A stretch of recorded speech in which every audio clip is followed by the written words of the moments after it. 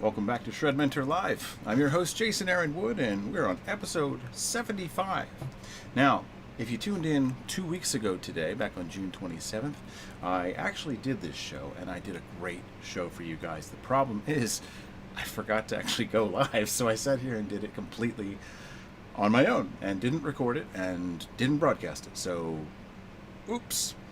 Anyway, I was about to do it the following week, and then even announced that I would, and then realized the week after the 27th is, because that's my birthday, the 27th, is July 4th, and everyone's going to be busy setting off explosives all night, at least in the United States. So I skipped it again, because I do my show pretty much right at the time everybody's fireworks display was going to be going off. So here we are, 2 weeks later, actually doing the show. This is going to be a lot of value for you guys, though, because this is going to speed a lot of things up. I do want to point out one thing here, and I've got this just handy from before, but what I'm going to do when I talk about speeding things up, I'm doing this in terms of, like, you know, how much of your life do you want to spend acquiring something, acquiring a skill, before you actually finally get the rest of your life to use it, you know? And we don't know how long that's going to be, right? So, you know, you don't really know how much time you're going to get, and it's not replaceable, so we don't want to waste it. We don't want to squander it. The journey is supposed to be great too, getting there, but it's not supposed to take forever. All right, so anyway, let's go ahead and open up the chat here. Hello everyone, nice to see you. Actually, I saw you guys in the chat last time. Mike, I saw you say hi last time, and I just responded right here in the room, and it, you know, I thought I was talking to you. I had no idea I wasn't actually live. So, whoops. Anyway, though, before we get into this all-important topic, which we're going to be talking a bit about the topic in the Book of Sequences, but we're going to be talking about going beyond that. This is going to be a more advanced level of it, but that is not to say that you're not ready for it now if you're still just getting the grasp of how to use sequences and what they are. This is something you can start doing with any melody right now. But, well, not right now, if you don't know yet, because I'm going to talk about some other stuff first. So, first off, gear talk. Now, last February 2022, I actually got this 10-string, and I've been playing it a lot in the last week, or maybe a week or two even. I think 1 week. I forget. Time is a blur. But I got this, and I've been playing it for this whole year and stuff. But I've been playing it a lot over the last week because these fretboard markers are actually just stickers. I've always been kind of skeptical about fretboard marker stickers. And I've had my finger on the buy now button a whole bunch of times, and then like, never mind, I closed the tab instead. So many times, because I have quite a few guitars that just don't have any built-in fretboard markers. And I get that, the aesthetic, the visual appeal, I mean, a lot of these guitars look kind of a lot better without some kind of markers, especially if the markers are just like dots. You know, nothing wrong with dots. I've got a lot of guitars that have dots on them too. But, you know, this one in particular, you know, it has very nice fretboard, but it now has markers. The thing is, I saw an ad in my Facebook feed for this company. I'm not, you know, endorsing them, or I'm not endorsed by them, you know, or I don't have a, you know, a deal with them or anything, but I gave them a try. They're in Germany, so it took a little bit of time for it to get here and get through customs, and it ships through DHL, so it was, you know, the international shipping thing is always sort of like, I assume it's in limbo, now it's getting on the plane and whatever. So far, this is really impressive. I found it a bit challenging putting it on this guitar because these are only so wide. They're like a little card that is inside of here. It's actually like 3 little cards, and they have basically, it's just a big sticker and you cut it off. So it's like sort of a gentle adhesive, and then the actual marker itself is a stronger adhesive, which is stuck to the back side of the gentle adhesive. So it's sort of like putting a post-it note on it with a stronger sticky thing in it. You peel the post-it note off and the sticky thing stays on there, if that makes sense. So it's a pretty cool method of application and of packaging. I think it's pretty slick. I really like these too. They market these particular ones, they're called diamonds and arrows, as like for acoustic, and it, you know, it's got a good acoustic type of vibe to it if you picture it on an acoustic guitar, but I think it looks great on this. And because of the fact that I had fanned frets, all the other shapes except for dots basically have a lot of straight lines, and that's gonna, it's great if your frets are all parallel and the neck itself, so basically those straight line things were never going to be parallel to any single line on my guitar. Maybe maybe right about here. So in the fret space of the 9th fret, that goes straight across the guitar, but basically everything else is angled, so it was going to look terrible. These actually I think they look great. It was kind of tricky though, because if you look at this is basically how wide they are. As I get higher and higher up the neck, it got really, really hard to put this on the 24th fret. It's actually slightly on the fret wire, but it's not touching, so I'm just sort of good enough, whatever. But I have to say, I get, aesthetically, why a lot of people just like a blank looking fretboard. They can look really, really nice. I thought this looked really nice too. The thing is, while it might look nice, it didn't sound very good because I can't figure out where the hell I am on the fretboard. So my guitar always sounds better when I can actually see where the hell I am. So I'm really liking these. These are on there really, really well. I had to do a little bit. In fact, I kind of learned a little bit more about how to clean my fretboard properly beforehand, and I'm going to be doing this on at least 2 other guitars pretty soon. So I think it's pretty cool. Hey, Metal Rules, how you doing?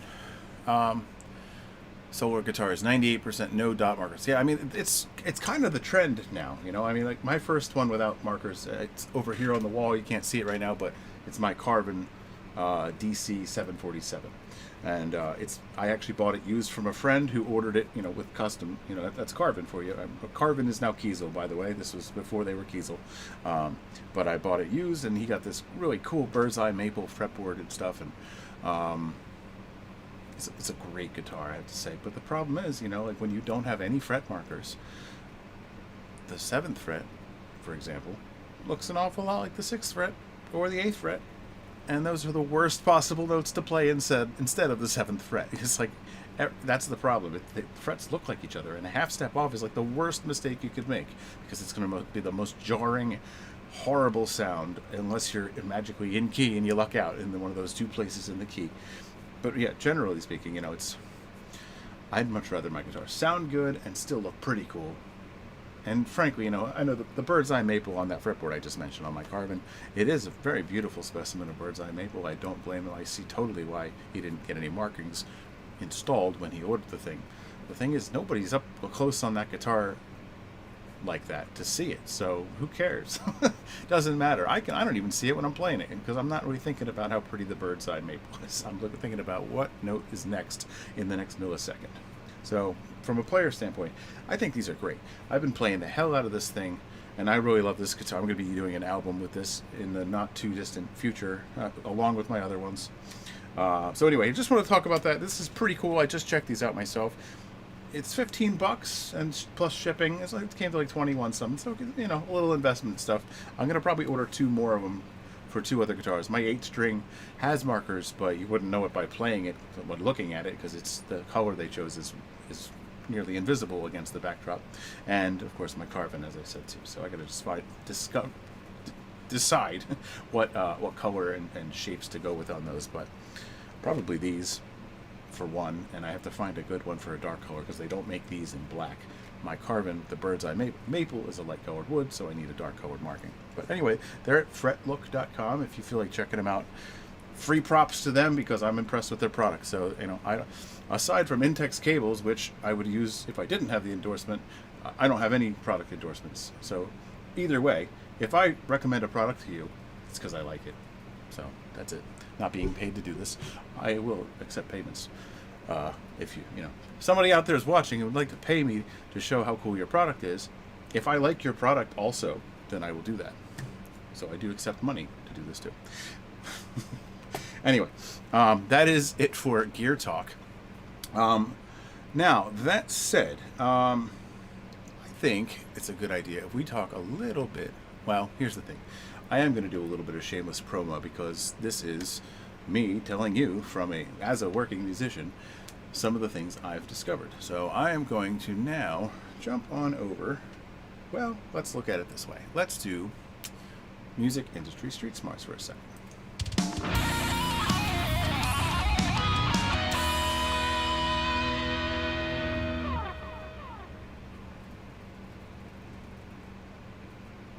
And here I am. I'm back. Sorry. It didn't automatically go to the screen I thought it was going to go to. Anyway, this is Guitar Practice Tools, where it all shows up here. But you know what? We're not going to be talking about that right now. In fact, let's just leave that on screen because it doesn't matter. Music industry street smarts. Okay, this is where I share with you some of what I have learned over 22 years and counting. I count from the time I joined Rain Fell Within. That's when my music career technically started. I feel like that's the point. So June 10th, 2001. So since then, just over 22 years, I've picked up a thing or two, and I've worn a lot of hats. So in this one, I want to actually share something that's going to be relevant to a lot of people, I think, because I went through it at one point too. I am now self-employed as this ShredMentor here, and making albums and stuff, and showing you that what I'm teaching you also works for me, and I'm doing that. That's what I do now. This is my job. I don't go to a job during the day anymore. I haven't done so in a little over 15 years. Okay, wasn't always the case though, and in particular, I wanted to share a little story about, just with a quick moral to it too. But I'll tell you the moral now. Basically, don't ask permission to pursue your goals. Okay, I want to tell you about this, and this is in terms of, like that dynamic that happens. And I know the job market really sucks right now. Luckily, I'm not in it anymore, but I'm all too aware of it. I see a lot of other people who are complaining about it all the time. So I want to say this, especially now that a lot of employers seem to have this nobody wants to work anymore attitude and it's just, just getting worse, I think, than how it was in 2008 when I had finally had enough. But the thing is, in 2007, my band, Toe Despondent, had at least the opportunity for several months there where we might have been about to do a North American tour. Mostly the United States and maybe like three stops in Canada. We didn't end up doing this tour, but for a couple months it was on the table, and between pretty much everybody in the band at that point had, employment at some, a pretty typical day job. And so we were all kind of working it out. Some of us had easier times than that, but speaking from my personal experience, I basically had to ask, not my boss, but her boss, my boss's boss, if it was okay if I took off for a month to go tour the country. Think of what do you think the answer was? Take a wild guess. Let me know in the chat, okay? Because basically I'm asking someone who wasn't a very happy person in general, by the way, not any time I saw her, not in the office. Someone who basically worked her ass off to spend her day in an office still. She's still achieved still having to be in an office all day. Meanwhile, some underling of her underling has the audacity to come and ask for an entire month off to go do something that most people only ever dream of doing. So if you guessed, hey, yeah, that was a big no. Now here's the thing. This wouldn't be the first time that I phrased what I was going to do as a question when I certainly wasn't really asking. In fact, I mentioned that I count my music career from when I joined Rain Fell Within back in 2001. I was a bartender at Red Lobster at that time, and I asked if I could have off Wednesdays and Sundays to go practice in Virginia. I lived in New Jersey, by the way. That came back, and that came back as specifically he said, sorry, that's a no-go. I was like, oh, no, it's a go. I wasn't really asking. So guess what? I had off Wednesdays and Sundays, and now I have a career. So you see, nothing wrong with bartending. I thought it was kick-ass for a while. I don't know if I could see myself doing that my whole life, but it was really cool. I liked bartending. That was a fun job. Stressful as hell at sometimes, but it was a lot of fun. So, and I also had really cool coworkers. So, hey, all of you Red Lobster coworkers who are certainly not watching this show, rock on, guys. You made it. You made the experience. Anyway, though, but I want to talk to you about this, okay? Because this is the thing, okay? This is that butterfly effect, okay? I didn't ask. I put it in a nice way, but if I didn't get what I wanted, I was still going to go after it. Because here's one thing I want to remind you about all jobs. One thing they all have is they pay money. You can get money from another one. It is going to come down to how, hireable you are. But if you make yourself an asset to whoever you work with in general in life, be a problem solver. make it so that working with you is the best choice, and you'll have pretty much any opportunity you really want that you go after. Obviously, you gotta try again, in some cases. Oh, hey Scott, sorry, yeah, I wasn't sure. Hi Scott. So yeah, I mean, and I know this is not applicable to everybody's situation. We all have different burdens and obligations and stuff, and it sucks to feel trapped at your job, which is what I kind of felt. Luckily, going back to the job that said, no, you can't go on a North American tour because how dare you? You're not going to have a life that I can't have, right? That's basically what it came down to. And luckily, I didn't have to quit over that because the whole tour thing just ended up falling through as an option, and it didn't happen.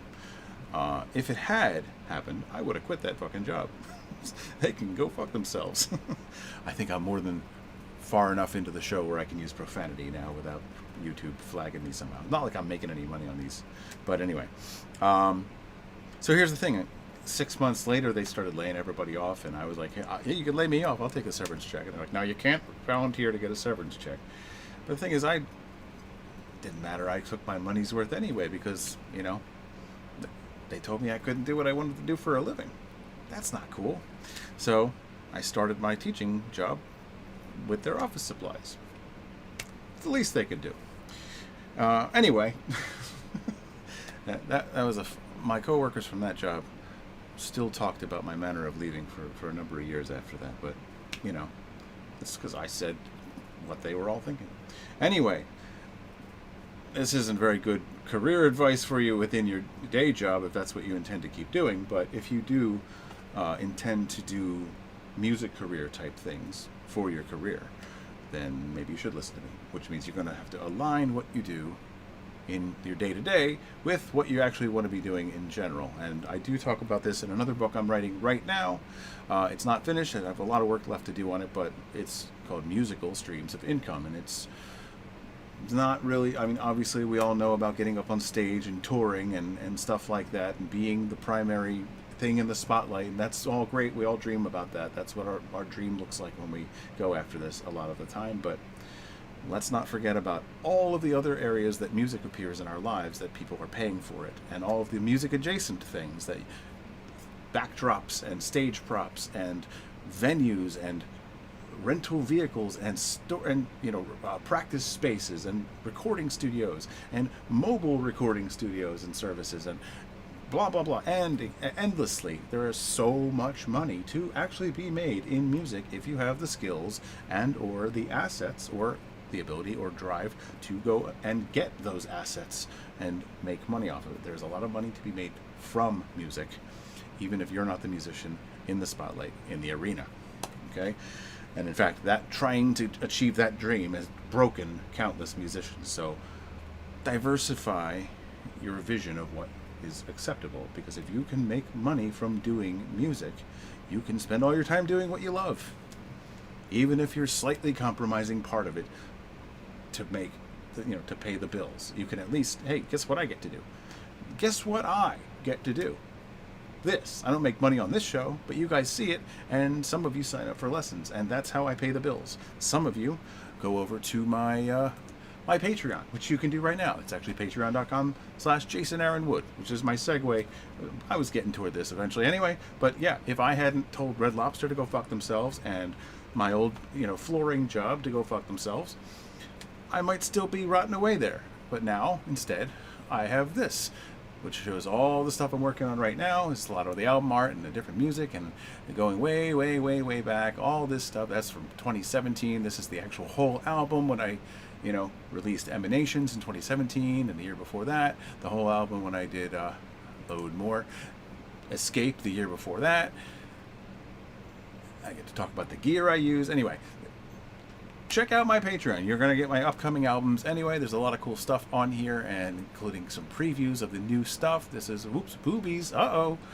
Yes, one of my album covers coming up has some tasteful nudity. In my opinion, it's tasteful. Whatever. I have a carefully designed, safe-for-work version if you want to see that too. Oh, she's clothed now. Everybody, it's okay. All right. Anyway, but yeah. I get to do this now. You know, I have the time in the day. And even though I am a father of an autistic toddler, I still manage to have time to work on my music from time to time because I do music for a living. So anyway, that is a very long excursion through music industry street smarts for today. But let's head back to that. Thank you, Scott. I appreciate that. And I will hear part. Let me tell you one of the most important ingredients before I leave off on this. I am one stubborn motherfucker. When I want what I want, I mean to get it. And when it comes to what I want to do for a living, it really wasn't anybody else's decision. So when someone tried to make it their decision, I kind of got angry, and I kind of took a "oh yeah, we'll see about that" kind of attitude. And you know, I like to say we should always be positive, and generally it's a good idea. But I think one final thing I'll leave you with, as far as music industry street smarts in general, is that, you know, we all have different feelings, different moods. We go through different phases, different ups and downs in our life. And whatever might happen to motivate you right now to do what you need to do, you're going to have to use what fuel source you have. Sometimes it's you're super inspired, and that is a great feeling. Sometimes it's that you're super pissed off and fed up. You're going to have to use that. And, you know, learn to channel whatever feeling it is and drive it still into the activity, because that is the thing. You don't know what you're like. That car in Back to the Future, when Doc Brown comes back to 1985 from 2015, the future, and suddenly it doesn't need plutonium. It can run on anything. It can run. He's picking banana peels out of the garbage and beer. It can run on whatever the hell you've got, because that is kind of that's what you actually have available. Because otherwise, if you wait for inspiration, you might just be stranded on the side of the road, basically, proverbially speaking, for who knows how long. We have long dips. If you're prone to depression, that could be a very, very long dip. So we don't want to do that. So tap into whatever fuel source you actually have. Use it, channel that, and get shit done. All right, that is what I'll leave you at, because that is what I did. That is how I was able to make this my career, and it's a lot. There's a lot to do and a lot to think about, but you know, I knew since I was 12 years old I wanted to be doing something with music. I wanted to play music for a living. Only took a long time, but let's see, 1992, 2008. Took 16 years, but I sorted it out. Okay, and I think that anybody determined enough can do the two. You just have to find the thing that you find your nook, find your niche.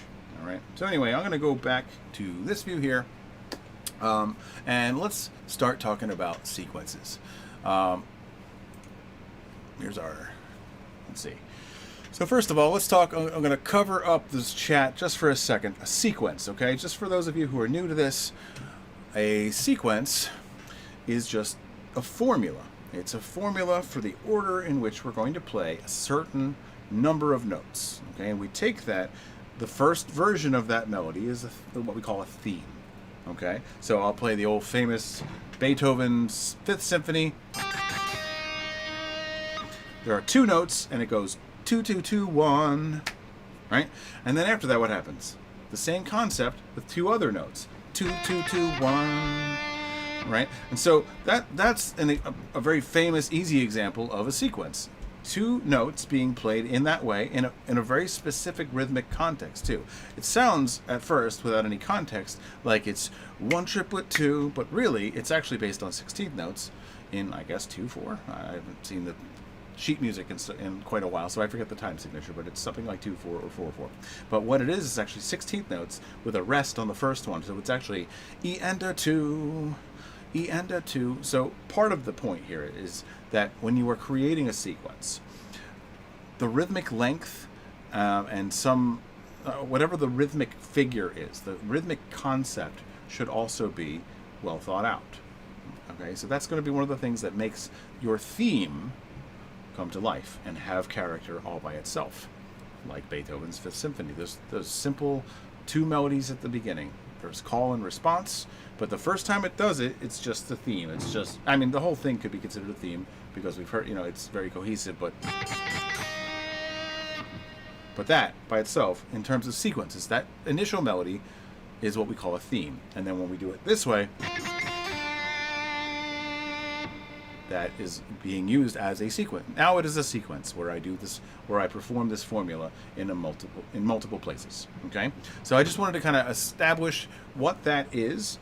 This comes from the Book of Sequences, which I have right here. This is the hardcover version, my own personal vanity copy, because I just wanted a hardcover book that I myself wrote. But you can get this one on Amazon.com. Just look up the Book of Sequences hardcover on Amazon. You'll find that. In fact, it's Prime Day. I don't know if it does anything for you with that. I don't know if it takes any money out of my pocket either. I don't know what they're doing over there to save money, but get it anyway, because I don't really care. It's not going to make that much money on a copy of that book. So grab it today. Hey, today and tomorrow are Prime Day on Amazon. So I just happen to know that. Also, you can find it on ShredMentorOnline.com/products. You can find it as a paperback, which is the original version of it. That is a print-on-demand book. Actually, so is the hardcover. So when you place an order goes to the printer, it gets printed, and it gets either shipped to you. Basically that way. If you wanted it signed, you have to pay extra for shipping because it needs to be shipped to me, and then I ship it to you after that so I can sign it. Anyway, and then there's the ebook, which is only $10, and you can have it right now. You don't have to wait for anything. So anyway, that's a couple of options. And this is a great place to start, and honestly, it's kind of an invaluable resource. If you're already in the Total Artist Development System, then, well, you know, you're already getting it because it's for the ebook is built right into the course. So if you've been thinking about pulling the trigger and getting started with, you know, pushing your guitar playing further, getting more fluent with your understanding of theory and your ability to use it, or want to just get going, actually releasing and unleashing and manifesting that music that you have inside of you all this time and getting it out into the world, releasing your own music and everything that might come after that too, then it's time to go to ShredMentor.com and fill out the form and contact me to get a free consultation. Anyway, though, let's go back here. So let's talk about creating them, okay? Because this is 108 pages of basically, you know, sequences. There's lots of illustrations. I have a whole system for how to indicate how they go. Let's try to get that up there. So there's, let's say right here, okay? That's a sequence of threes 4 times. You can just see it from far away, even if you can't see the numbers. It's 1, 2, 3, 2, 3, 4, 3, 4, 5, 4, 5, 6, 5, 4, 3. Okay, basically 6. What's the highest number in it? 6. All right, I'm going to take, that's how many notes you need. Okay, so I'm going to take a hexachord in E minor.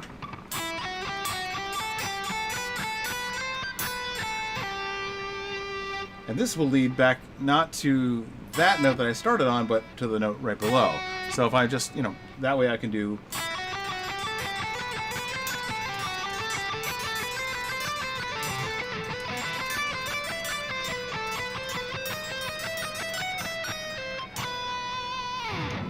So went into harmonic minor at the end there, but I did it in 4 different modes, and then I did a final note there. So that's just one example, okay? Now I kind of did make that sequence a little bit. I mean, it's made out of another sequence called the sequence of threes. So anywhere you see here, you know, this is a common sequence called a sequence of threes, where you go 3 notes at a time through a scale.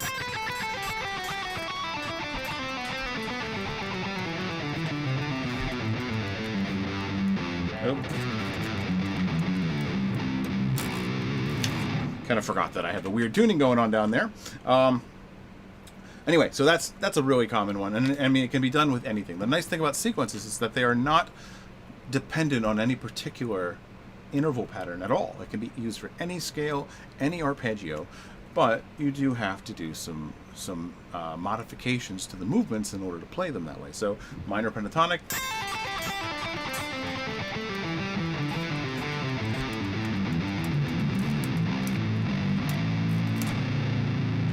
All right, so yeah, that's the sequence, exactly the same sequence applied to a 2-note per string minor pentatonic scale.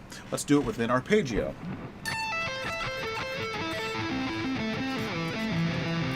There we go.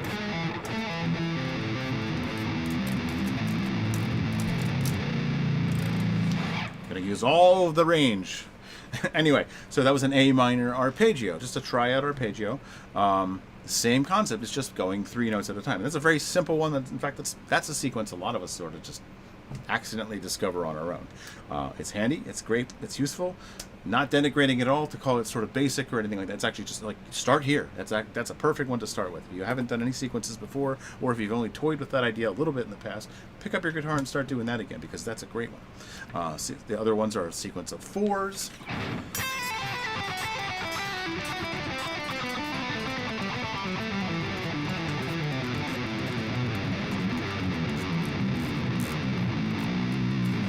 Anyway, not going to use the whole range, screw it. You get the idea. So going through the scale 4 notes at a time. And then there's a sequence of 6s, which you could just, so I go.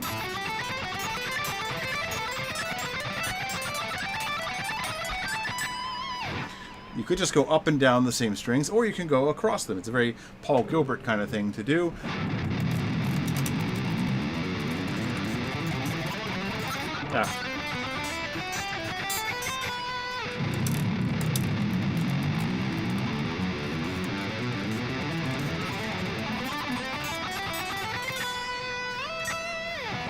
So it's just basically,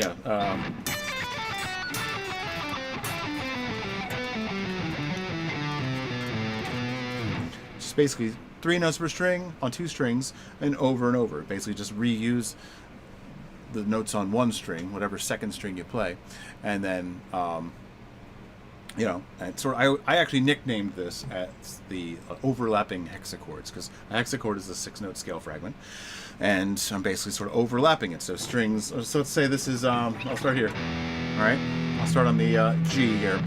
All right, so this is like 1, 2, 3, 4, 5, 6. Now I'll take what was just 4, 5, 6 and play that as the new 1, 2, 3. 1, 2, 3, 4, 5, 6. 1, 2, 3, 4, 5, 6. So basically reuse the same notes you just played on that string while you're still on that string, and you get more mileage out of the notes under your fingers. All right. Mike said, "That's awesome when you are using all strings." Thank you, Mike. I appreciate it. I like, this is like having the full 88 key piano. To me, this is the whole instrument. Everything else is a little bit of a smaller one. The problem is with the piano, it doesn't make as much noise, which is why I also invested. I should have talked about this in Gear Talk too, but it wasn't really part of the thing here. But I grabbed myself an extra large fret wrap, because this thing is just, there's a lot of moving parts on a 10 string. So I don't know that it's very good at muting the middle strings no matter what. It feels like it needs to be bulked up or something. Like maybe I'm gonna stick a thing in here. Not right now. Anyway, but yeah, so that's there. It's actually either.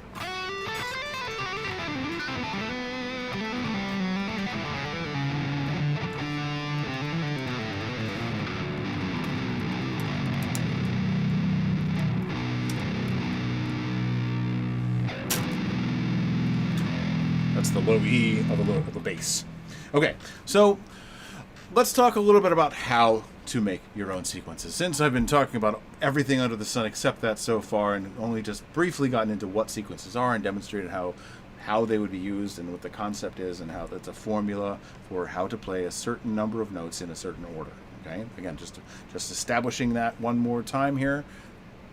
Formula for the order in which you play a certain number of notes. So you need a certain number of notes in order for it to work. Okay, but it doesn't have to work that way. You can just make up a melody, look at how many notes are in it, analyze what you've got there, and now move it somewhere else as a response to the first melody. All right, so we're going to do that a little bit.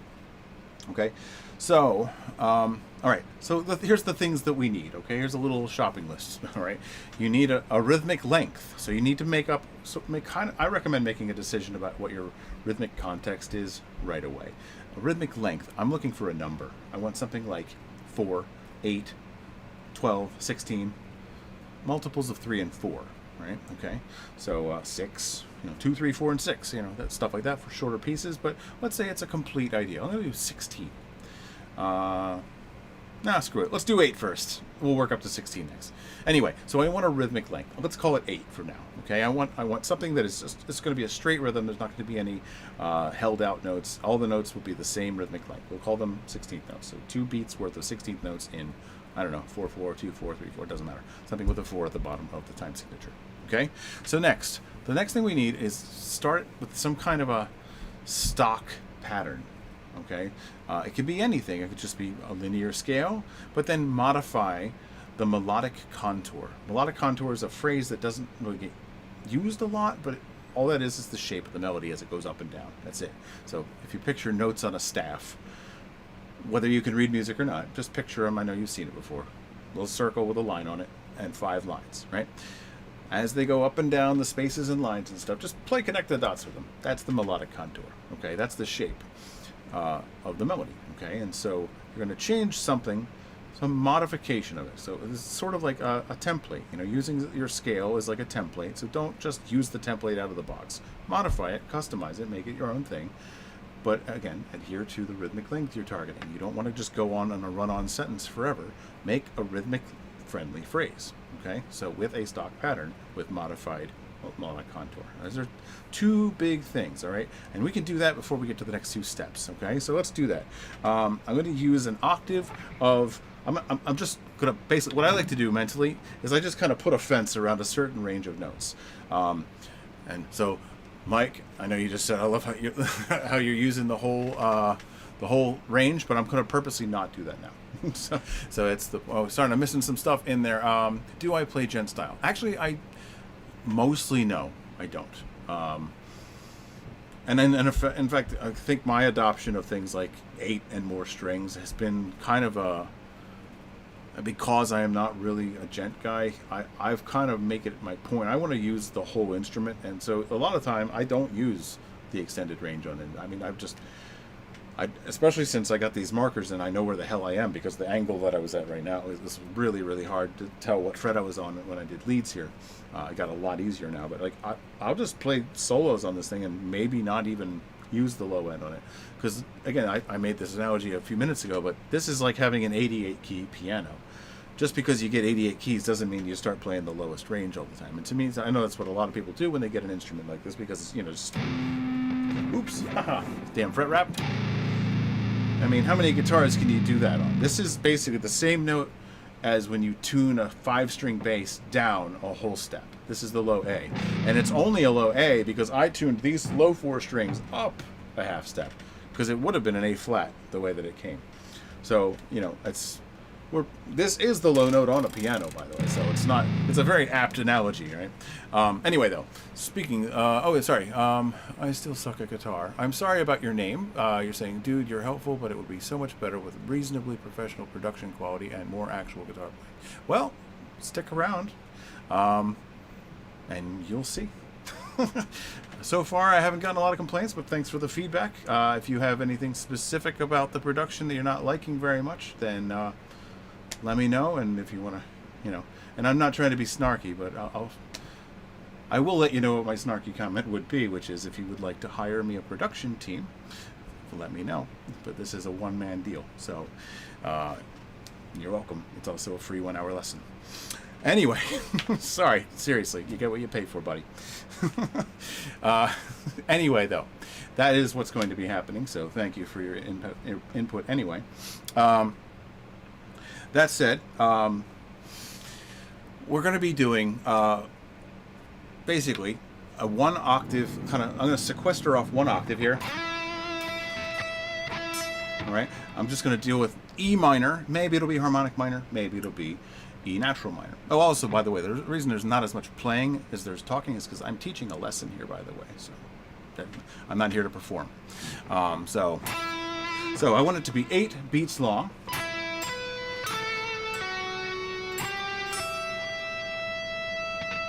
Let's see.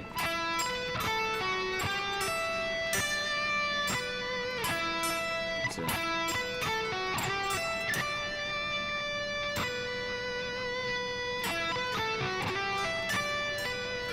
All right, yeah, let's say that. I don't need to use the entire octave. 1, 5. Here's the trick, by the way. If you know your scale degree numbers, then you can basically use that as your sequence numbers. You know, like 1, 5, 4, 2, 3, 8, 7, 5. Now, one thing is I didn't actually use the 6th of the scale, so it doesn't really need to be that, but if it helps a little bit, just use the scale degrees and use that. So, nope. All right, I'll move it just down one mode, and what we need to now do is sort of explore sort of how is that going to have to change. In order to stay in that same key, what do we do? Let's see. I play 6, 7 string instruments and couldn't imagine 10. Yeah, well, this was a jump. I was kind of never thinking I was going to get myself a 10 string either at the time. I wasn't going to, actually. I was happy with 8. And then I had this dream that I needed a 9 string so that I could do sweeps. And I was talking to my wife, and I'm like, well, that 10 string's really nice, though. And she's like, why don't you just get a 10 string? Best wife in the world, I'll tell you. So, yeah, because she's like, wouldn't you basically have a 9 string if you had a 10 string? And I was, yes, I would. Thank you. And so, you know, it's not a tool for every job, for sure. But, yeah, it's cool because you can really...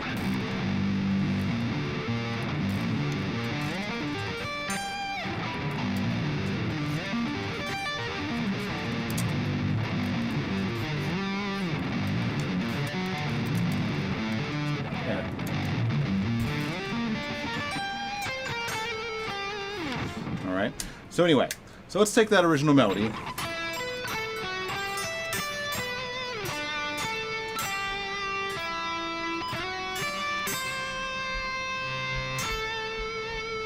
Alright, that's a new sequence now.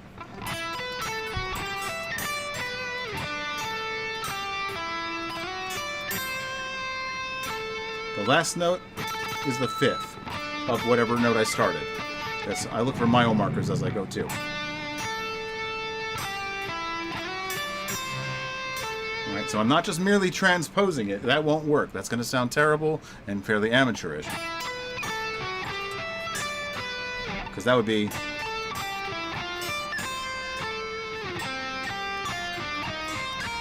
Right? I mean, it could be this sort of weird jazzy type of thing too, but if all you do is just play exactly the same thing and transpose it everywhere, that's not the effect we're going for. Alright, so anyway. Yeah.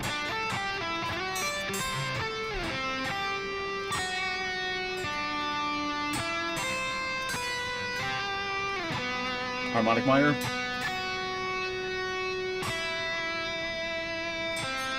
Let's see. Let's see, what was it?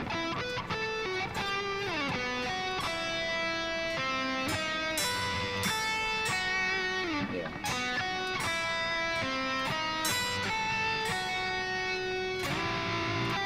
All right, so anyway, that's, you know, just walking you through what the process is actually going to look like. It can be a little slow going from time to time, but this is a new sequence. You will not find it in the book of sequences. You will find it within you. So that's the key. Just find a pattern that fits the rhythmic criteria so that you can actually use it in a real life music situation, and then adapt it to the other parts of the scale, modify the fingering. You might have, and that means the technique to go with it as well. And so the next step then, those other 2 steps I mentioned, after you have a rhythmic length and you start with a stock pattern or just come up with a melody that will modify, that fulfills the rhythmic criteria. The next thing is sort of number the notes you play so that you can remember the actual order. It might really be a good idea to just write it down, especially as new ideas. It's easy to forget things before you've even fully solidified what you're trying to do. So as you do arrive at your first idea that forms your theme, I would recommend writing it down. It can always help because it can also take your concentration off of that, take off the pressure to keep remembering that. You can just, oh, what am I doing again? Yes, okay, good. And so that way you can be more focused on where you're going next instead of what you already did. And it can also make it a little easier to sort of map things out. You can write down what your original sequence was in scale degrees and then lower it 1 number in scale degrees just below it on the same piece of paper, and you can kind of get an idea of, okay, I'll play those notes in the scale too. So there's a lot of benefits to just writing the idea down as you're doing it. And then the final thing, okay, as you're doing it, keep the accenting intact, because the whole point in having that rhythmic length established from the very start is so that it's able to have life. Rhythm is the main ingredient in music. You know, I mean, you have all these other things. You have your rhythm, which is what makes everything move. There's no time. This is the feel. This is the thing that makes people physically move their body along to what you're doing involuntarily. It is the thing you can take all notes and harmony completely out for a while and still get people nodding their heads, tapping their foot, moving along to the music with nothing but percussion. There's the proof. Main ingredient. You can take all these other ingredients away and still have music, but if you take that away, it stops moving, it starts to get a little boring. And, you know, I'm not knocking, you know, like meditation music and just subtle pads. That has its own thing. It's atmosphere, it's fine too. But right now, let's talk about phrases, because this is ShredMentor. So in terms of shred, well, despite rhythm guitar getting the name rhythm, shredding is as much and probably more rhythmically demanding than rhythm guitar, because you have to do all that rhythmic stuff still. You know, you still have to be thinking about the rhythmic moment that you're in and exactly what note fits into exactly what subbeat, and have it all planned out in order for it to work, and keep your accenting intact, or else no one's going to even feel it. So you've got to actually accent according to your rhythm as well. So anyway, let's see. Let's go on back to... all right, let's go back here. I lost my other page there. Let's see. Saw a cool Jackson 7-string at Guitar Center. Might just do it. There you go. I think that's how I got my 8-string, if I remember correctly. It's been 11 years now. Let's see. Let me pull up my... There we go. Good. Lost my screen switcher there for a minute. I can honestly say that I've learned more on your channel in the past year than I have in 15 years. True facts. Thanks, Mike. I appreciate that. Agreed. I also take private lessons. Were extremely useful. Thank you, Scott. I appreciate that too, and I enjoy working with you, man. So thank you for that. I appreciate that. So anyway, let's see. All right, let's do some more sequences. Let's go with technique first now. Okay. So I'm gonna go with 16 this time, but I am gonna sort of cop out a little bit. Okay, I'm going to take it easy. I'm going to use double picking for an 8-note melody, which will make it 16th notes. And I'm going to use, I'm going to sort of use the sequence of thirds, but I'm not going to do it in thirds. The sequence of thirds is to basically play a note, play its third, and then sort of, you're basically applying that interval 2 notes at a time through the pattern. So like...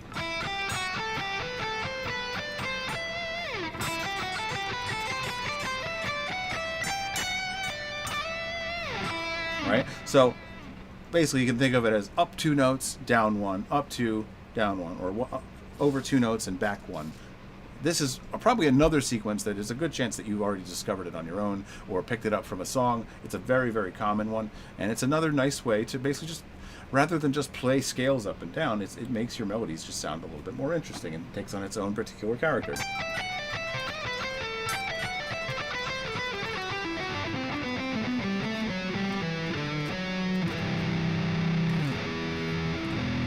Right? So I'm going to apply that to loosely around an E minor arpeggio, but I'm going to throw some other notes in there too. So I'll probably add a little bit of an add 9. So I have a little bit of an idea of the harmony way I'm going to go, because I want to start on I want to use this shape. I want to play with that arpeggio shape from typical sweeps.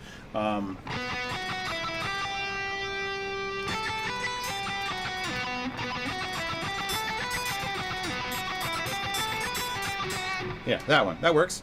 It's very, very minor add 9, except there is a 11 in there too. So there's no 7. So I don't know. It's like what, add 9, add 11? I don't know. I don't know what it's called. Frankly, I don't care what the hell it's called, but that's the recipe. What I care about is how to reproduce that sound. So I do need to take inventory of which ingredients from the scale I'm actually using. So it's scale degrees. Once again, I'm starting from the 5th in this case, and I also keep the note layout intact as much as I can. So like 1 note here, and then so that's almost like a sequence of thirds. It's play a note, go past this one to this one, go back a note, go to this note, go past the other one. But then I did a different kind of thing. So it's its own melody now. So, and now I think I'll do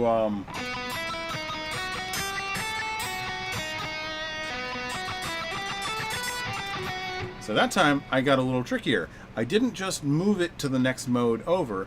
I actually reconfigured the harmony to a different chord. So this is sort of like an E minor.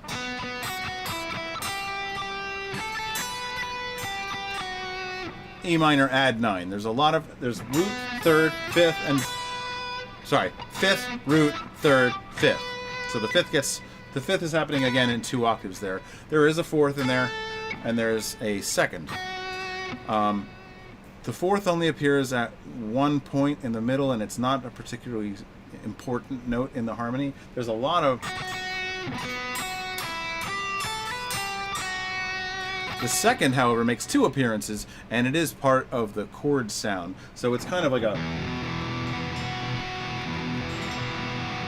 kind of that chord sound, right? So what I'm doing next is I'm doing something that's kind of similar, but it's more based around a B7. So it's like a...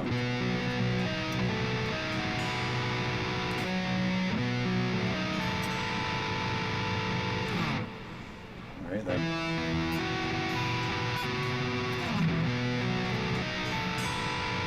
Alright, so that's sort of where I'm going with it. So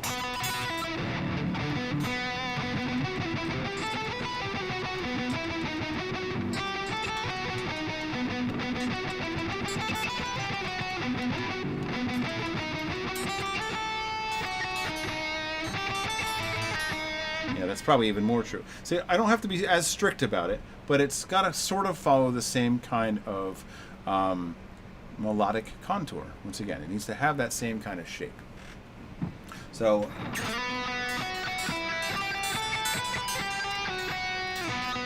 I even started on the B note again. Both of these melodies start on B. So it's a very, very flexible medium to work with sequences. It's just a formula. It's a guideline. Okay, they're not rules. Music theory isn't really rules either. It's just how it works. It's it's not rules any more than when you turn on your TV and you want to watch a certain channel, you have to press a certain button. I mean, if you want the result you want, you do certain actions. That's all. So it's more like cooking. If you want a certain flavor, do it this way. If you want a different kind of flavor, do this.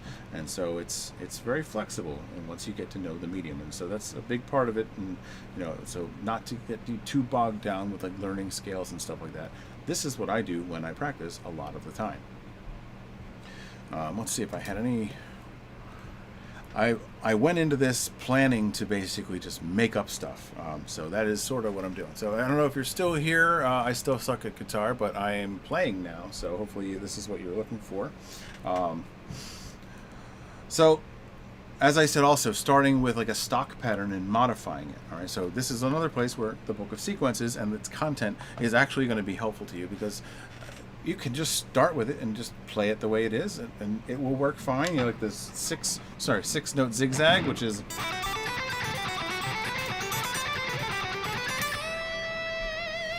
that works fine, but what if I did like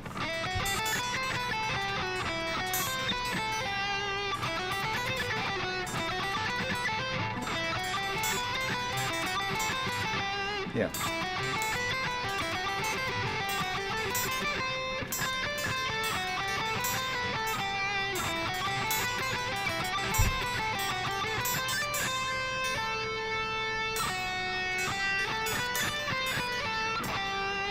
So I'm kind of making my own thing. It's similar, but I'm skipping over some notes. So instead of just going basically the original sequence, you start at note 1, you play all the way up to 6, come all the way back down to 1, all the way back up to 6, without repeating any notes along the way immediately after each other. There's no immediate repeat notes. So it's just 1, 2, 3, 4, 5, 6, 5, 4, 3, 2, 1, 2, 3, 4, 5, 6. When you hit note number 6 the second time, you start over at the bottom. If you do it that way, it happens to be 16 notes. And it's 16th note friendly, and you're ready to shred in 4/4 with it. Okay, so what I did is I need to keep that part, the 4/4 friendly 16th note part of it, so that I can still fit it into the same kind of a situation. These are, basically I'm all about preparing you for the most common situations you're going to find yourself in, so you can hold your own no matter what, rather than teach you a bunch of little one-off weird tricks so you can play in 27/8 or something weird like that. That you're going to have to. It's a very one-off kind of thing where you're not going to find yourself doing it very often unless that's what your new sound is going to be. My new sound is 27/8 or something like that. It's just this more of a case-by-case basis to deal with that kind of thing. This is more a pragmatic approach. Okay, so what I've done here is I'm taking that sort of zigzag. That's why I called it the 6-note zigzag, by the way. You take 6 notes and you go up and down and up, or you go down then up then down, because that's also, it's the same concept, right? So what I've done here is I've done the ascending first version. 1, 2, 3, 4, 5, 6, 5, 3. I skipped over the 4.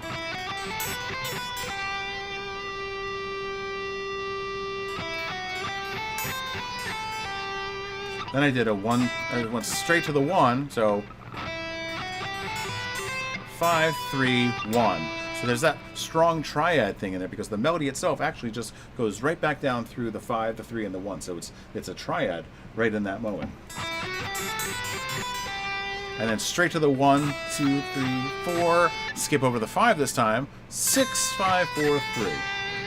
And that, the next note down, would be a perfect place to go. I mean, of course, with a sequence, you don't have to go to the immediate neighboring note either. That is not required at all, but just to show you how naturally it can flow into another note. That's what this is all about. Notes, melodies that kind of sound like they were sort of meant to be. Like, damn, that just worked out perfectly, didn't it?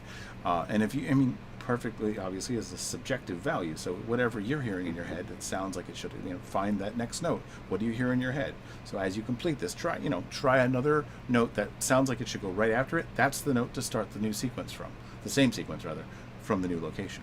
All right, so in this case,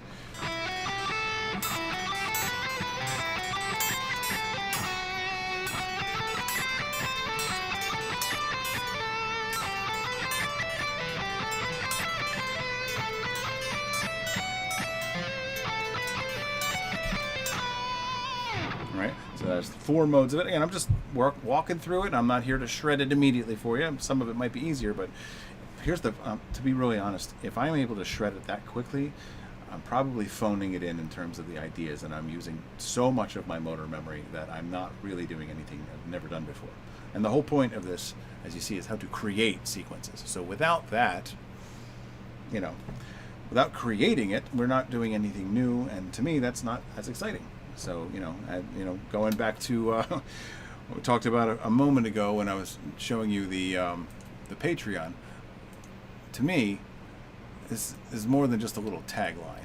Creating new little audio universes. To me, that's what we're actually doing. That is the actual art form we're engaging in my opinion. We're creating, we're creating little audio universes. All right, so let's talk a little bit. We got 2 minutes left. Just kind of give you a little peek at some other things that might help you with this kind of thing. Okay, so anyway, yeah, in wrapping up here, because we're almost out of time here. So anyway, the Book of Sequences. If you don't have it, get a copy of that. If you're already looking at lessons, just join the Total Artist Development System. That is your quickest way to do it. It's or $10 on ShredMentorOnline.com/products for the ebook. You can also get the physical paperback book there, and actually I think I might have put a link up for this hardcover version on Amazon, but you just go to Amazon.com and look for the Book of Sequences hardcover and you'll find it there. Other things though, while you are my student, or if you just subscribe at guitarpracticetools.com, you can actually get access to what I'm looking at right here. This is one of the tools when you're in the Guitar Practice Tools thing. This is called the Sequence Trainer. Right next to it, very similar looking button, is the Practice Randomizer. Both of these are sequence practicing tools. I probably should have loaded the Practice Randomizer while I was at it. Practice Randomizer came first, but it's a way of basically taking a a certain interval pattern type, and the interval pattern types include scales and arpeggios. So it's more about an approach to the fretboard. 2 notes per string, 3 notes per string, 4 notes per string, because that's the thing that's going to determine which techniques you're going to use, and it's going to make it so that you can use that sequence the same way in multiple modes of whatever that pattern is. Okay, the modes of the scale of whatever you're actually doing. Okay, so there is that. I'll take a look at that in a second, but let's take a look at the sequence trainer first, sequence and fretboard trainer. Okay, this is a piece from the guitar practice whiteboard you're looking at, and you can, similar to the whiteboard, you can choose different kinds of scales. So we can take the Hirojoshi scale. This is meant to make it so I can pick a sequence and start applying it to different things. So I'll do a descending Hirojoshi 2 note per string.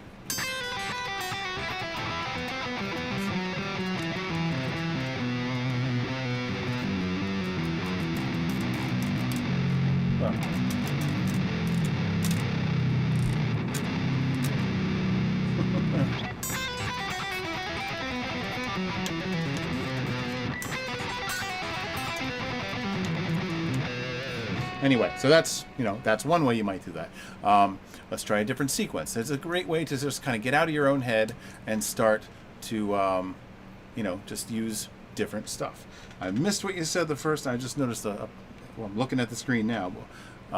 Mike was saying, I learned something from using the 3 notes per string and scales of this 7 pattern scale configuration to using a 5 pattern scale sequence. Awesome. See? Perfect.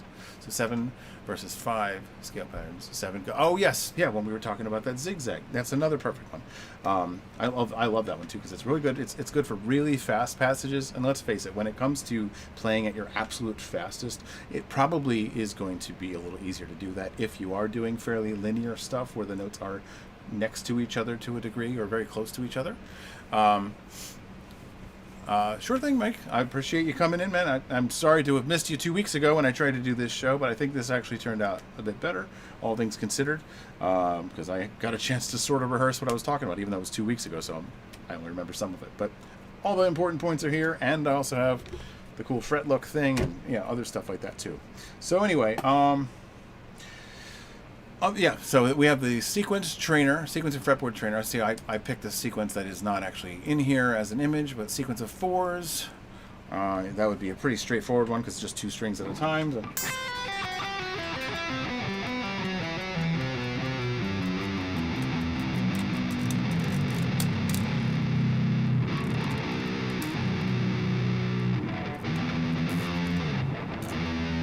That's the one. Anyway, let's see. Next, we also have the practice randomizer, which will look very similar, but here's the difference. There's no sorting. It's just random, okay? So this is a great way to get outside of your own head, no matter how good you get. All right, we need 4 notes. This is 1, 2, 3, 4, 3, 2, 1, 2, 3. All right, so hey, I only need 4 notes, so I don't even need all of these. Let's see. This is, look, 3 notes. Well, that's just a lot. How about I take the low E at the 12th fret.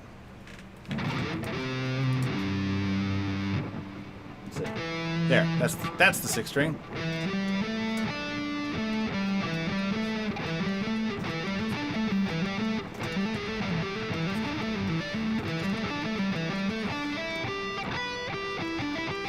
And then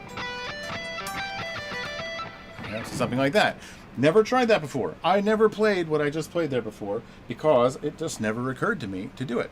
So that is the key and the real benefit to a tool like that. So again, if you don't have access to this, go to guitarpracticetools.com. You can just subscribe to just this part. You don't even need the lessons for it, but they help because I'm going to give you specific goal-oriented tips on what to do. If you do have it, of course, be sure to log in frequently, every day if possible, and use the various tools on this site, even if it's just the backing tracks and the beats and drones and stuff. That in itself is a great way to get better at what you're doing in a much quicker way, in a more practical way, in ways that actually make a difference in your actual playing, not just your ability to kind of perform one piece of music, which is what sadly a lot of people's practice consists of. So anyway, that is kind of it for tonight. Thank you guys so much for joining me. Let's see what do we got here. don't miss any more comments here. I learned that 3 note per string. I always end up on an upstroke on the next string. So double up to make 6 notes per string. So I end up on a downstroke. I think, yeah, see, there you go. That's rhythmic inventory for you. That's exactly. So just taking and I like to do that stuff as like at the very beginning. So I'm not really counting as I go as much. I'm mostly just going 1 2 3 1 2 3 1 2 3 or 1 2 3 4 1 2 3 4 in my head. That's all I'm doing when I count as I'm playing. I do a lot of counting at the very beginning, which is what I said first. First step is the rhythmic length. I want to make sure I want to count up to a rhythmic number so that I have all of the subbeats of the measure spoken for. I have all the accents in the right place and all that stuff. If there are notes that are held out over multiple beats, that's all factored in too. This note starts on beat number 4 and is held to number 7 or whatever, and that's in there. That's part of it. 1 2 3 4 8. That's 1 2 3 4 8. So that's something like that. The 8 comes in. I'm going to play again on 8 9 10 11 12 13 14 15 16. Something like that. So any little thing like that, and that was an arbitrary example there, but I'm basically going to hold the 4th subbeat until through beat 7, and then subbeat 8 is when I pick up again, like a lead-in beat into 9 10 11 12 13 14 15 16. So 4 4 anyway. See, even in my random arbitrary thing, I've already decided on the time signature and exactly how many subbeats there are and when I'm going to do something and how long it's going to be and what that's going to mean for the rest of my playing. So that's good. That's the kind of that's when I do all my counting, is in the very beginning when I'm getting the idea together, and you can too. All right, so leaving it off here. If what we talked about tonight is the kind of thing that you're interested in, join us in the Total Artist Development System at ShredMentor.com. If fill out the form. Tell me what your goals are. Tell me what your influences are. What are you struggling with right now? Get as detailed as you possibly can.